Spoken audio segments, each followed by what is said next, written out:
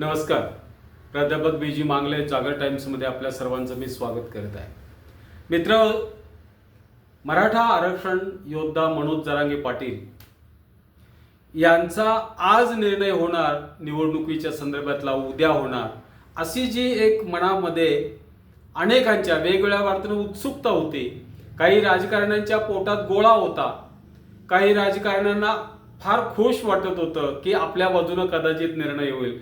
पण मनोज दादा जरांगे पाटलांनी असा काही निर्णय घेतला आहे की त्याला ऐतिहासिकच म्हणावं लागेल.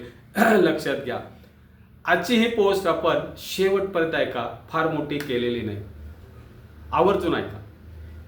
मित्रो, मनोज दादा जरांगे पाटलांचा आज 20 ऑक्टोबर अंतरवाली सराटीतून निर्णय झाला.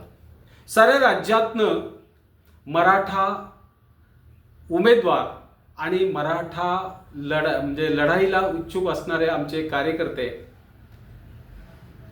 आंदोलनातले कार्यकर्ते, दादांचे सहकारी, असे सगळेजण उपस्थित होते. या सगळ्यांच्या उपस्थितीमध्ये दादांनी सगळ्यांना विचारून निर्णय घेतला. हा सगळ्यात महत्वाची गोष्ट आहे लोकशाही पद्धतीने.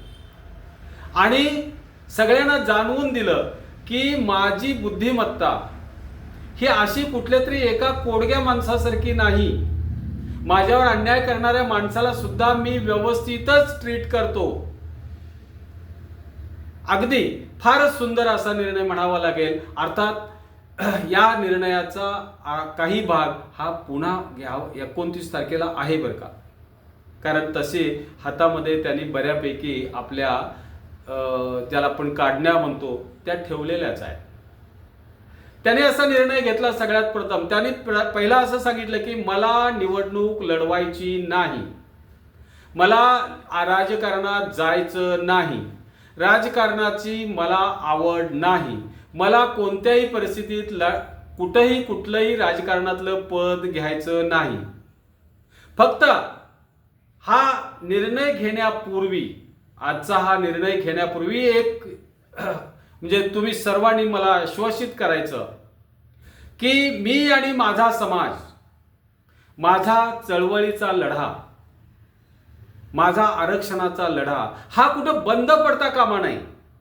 तुमच्या यशापयशाचा परिणाम माझ्या लढ्यावर होता कामा नये, मी आणि माझ्या समाजावर होता कामा नये. याची त्यांनी पहिला सगळ्यांच्याकडून बांधून घेतलं. किती मोठा विचार आहे, विचार करा.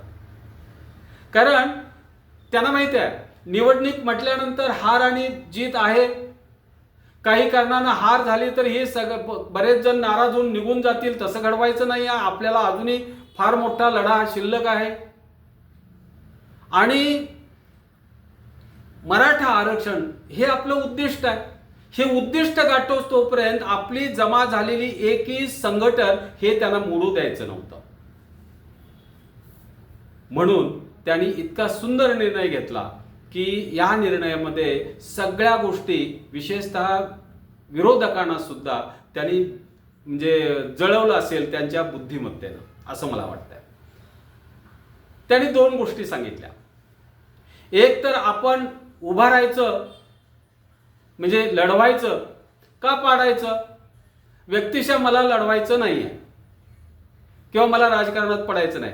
पण ज्यांना लढवायचं आहे त्यांनी हात वर करा. काही जणांनी म्हटलं, बहुतांशी जणांनी हात वर केले. काही जणांना त्यांनी सांगितलं ज्याला पाडायचं म्हणून आहे त्यांनी हात वर, त्यालाही बरेच जणांनी हात वर केला. अशा वेळेला निर्णय घेत असताना त्याने असं सांगितलं जर अशी परिस्थिती असेल तर एक निर्णय मी ठामपणे या ठिकाणी असा घेतो आणि एक सांगतो, एक सगळ्या लोकांच्या डोक्यात हे फिट असावं, ज्यानं मराठ्यांना संपवलंय त्याला राजकारणातून संपवल्याशिवाय थांबणार नाही. हे गृहीत धरा आणि नंतरच आपण या सगळ्या गोष्टीचा विचार करू. निर्णय काय घेतला बघा. त्यांनी सांगितलं ज्या ठिकाणी आपले उमेदवार निवडून येतील अशी शक्यता आहे तेवढ्याच ठिकाणी मराठा आपल्याला उमेदवार उभे करायचे आहेत. आपल्याला केवळ मराठाच उमेदवार उभे करायचे आहेत असं नाही, ते सगळ्या समाजाचे असते. मराठा हा जातीने इथं घ्यायचा नाही. म्हणजे एक माणूस निवडणूक लढवणार आणि बाकी सगळ्यांनी त्याला कोणत्याही परिस्थितीत मदत करायची हे त्यांनी बांधूनच घेतलं. ज्या ठिकाणाहून, दुसरा त्यांनी महत्वाचा भाग सांगितला, ज्या ठिकाणाहून आपल्याला निवडणूक लढवून येता येणं शक्य नाही त्या ठिकाणी दुसऱ्या उमेदवाराला त्याला 500 रुपयाच्या स्टॅम्पवरती बांधून घ्यायचं. आमची जी चळवळ आहे, आमचा जो लढा आहे आरक्षणाचा, या लढ्याला त्याची संमती आहे अशा पद्धतीचा स्टॅम्पच करून घ्यायचा आणि मगच त्याला आपल्याला अकबर मतदान द्यायचं. वा. तिसरा महत्वाचा निर्णय, अतिशय महत्वाचा, घटना समितीचे डॉक्टर बाबासाहेब असतील तर त्यांनाही फार आनंद झाला असता. त्याने आज सांगितलं, SC STच्या जेवढ्या जागा आणि जेवढे उमेदवार उभे राहणार आहेत, जेवढे मतदारसंघ आहेत, त्या मतदारसंघात भले SC STचा उमेदवार जरी आपल्याकडे असला तरी आपण निवडणूक लढवायची नाही. आपण SC STच्या मतदारसंघात उमेदवार द्यायचे नाहीत. म्हणजे आपल्याकडे उमेदवार नाहीत म्हणून नाही, पण आपण द्यायचे नाहीत. उलट या ठिकाणी कोणत्याही समाजाच्या कोणत्याही दलित बांधवांना आणि SC STच्या बांधवांना आपली मदत झाली पाहिजे. आपली 1 लाखभर मतं त्यांना मोफत द्यायची आहे. त्यांना विरोध नाही करायचा. त्यातला एक माणूस निवडायचा आणि त्याला द्यायचा. पुढचा त्याने एक महत्वाचा निर्णय सांगितला, आता विधानसभेसाठीचे अर्ज भरा, सगळ्यांनी भरा. ज्या ठिकाणचं गणित जुळतंय, जिथं निवडून येण्याची शक्यता आहे, मी चाचपणी करायला सुरुवात करतोय, त्या ठिकाणी सोडून बाकीच्या सगळ्या उमेदवारांना माघार घ्यायचे आदेश 29 तारखेला देण्यात येतील, 29 ऑक्टोबरला. त्यावेळेला सर्वांनी माघार घ्या.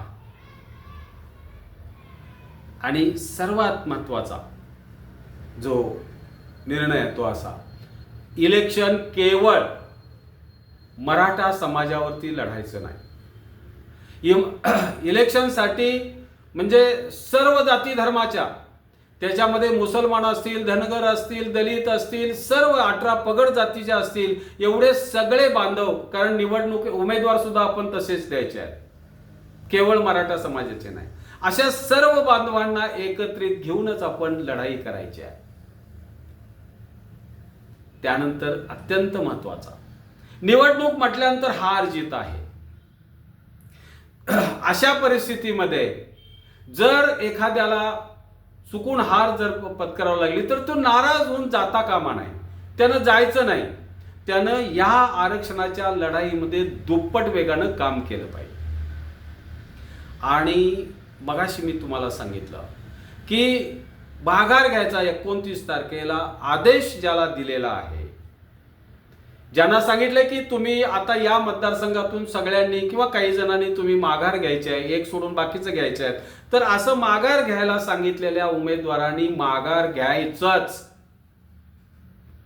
आणि जर एखाद दुसरा किंवा काही माणसं जर थांबत असतील तर ते निश्चितपणे फुटलेत आणि मराठा आरक्षणाच्या लढाईत त्यांचं आता योगदान राहिलं नाही असं आपण समजू. किंवा त्यांना पैशासाठी किंवा इतर कोणत्याही गोष्टीसाठी इतर पक्षांनी म्हणजे हे बांधून घेतलंय किंवा इतर पक्षांनी त्यांना आपल्यास करून घेतलंय असं म्हणायला काही हरकत नाही. आणि त्याला मतदान चुकूनही करायचं नाही. तो आता आपला राहिला नाही असं निश्चित ठरवायचं. पण हे सगळं करत असताना एक निर्णय बाकी निश्चित, त्या गोष्टीला ऍडजस्टमेंट नाही. ज्यानं मराठा समाजाला संपवायचा प्रयत्न केला त्याला आपण या निवडणुकीमध्ये राजकीय दृष्ट्या संपवायचंच, हे तत्व आहे. आणि या तत्वाला बाधा कुणीही आणायची नाही असं त्यांनी स्पष्टपणे सांगितलं. मित्रो, ऐतिहासिक निर्णय. म्हणजे बहुतांशी विरोधकांना असं वाटत होतं की म्हणजे भारतीय जनता पार्टी, देवेंद्र फडणवीस साहेबांच्यावरती त्यांचा राग आहे, त्यामुळं महाविकास आघाडीला मदत करा असं मनोज जरांगे पाटील म्हणतील, किंवा महायुतीच्या विरोधात काम करा असं सांगतील. असं बहुतेक मनोज दादांच्या व्यक्तिगत जे काही थोडक्यात काही विरोधक झालते, किंवा भुजबळ साहेब असेल, फडणवीस साहेब असतील, भाजपचे काही जण असतील, यांना वाटत होतं. पण या सगळ्याला छेद दिला. छेद दिला आणि सांगितलं असं नाही. मराठे एकांगी विचाराचे असू शकत नाहीत. ते सर्वांना बांधून घेऊन एकत्रित चालणारा हा घटक आहे आणि हा इतिहास आहे. या इतिहासाला आम्ही छेद देणार नाही. मराठा म्हटल्यानंतर 12 बलुतेदारासहित सगळे घटक पक्ष, घटक जाती सगळ्या एकत्रित घेऊनच वाटचाल करणार, हे त्यांनी पुन्हा एकदा दाखवून दिलं. मित्रो, दादांच्या या निर्णयावरची आपण आवर्जून कमेंट्स कराव्यात आणि माझा हा व्हिडिओ आपण लाईक, शेअर, सबस्क्राईब करा. धन्यवाद.